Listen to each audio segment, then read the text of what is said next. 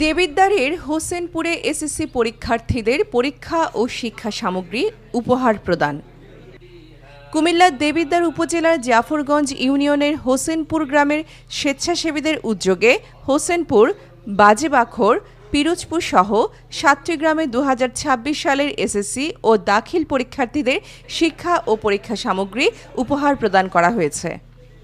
শুক্রবার ১৭ এপ্রিল হোসেনপুর সরকারি প্রাথমিক বিদ্যালয়ে শিক্ষামূলক সংক্ষিপ্ত আলোচনা শেষে অর্ধশতাধিক শিক্ষার্থীদের মাঝে পরীক্ষার ফাইল, ৬টি কলম, একটি ক্যালকুলেটর সহ একটি জ্যামিতি বক্স, একটি স্কেল প্রদান করা হয়।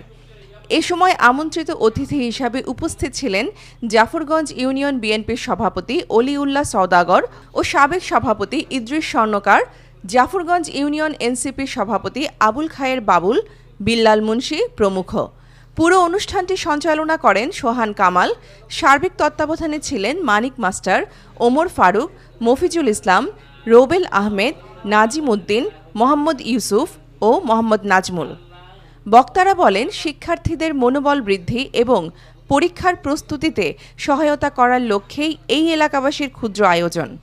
এ সময় তারা পরীক্ষার্থীদের উজ্জ্বল ভবিষ্যৎ কামনা করেন এবং নিষ্ঠার সাথে পড়াশোনা করে দেশ ও জাতির কল্যাণে কাজ করার আহ্বান জানান।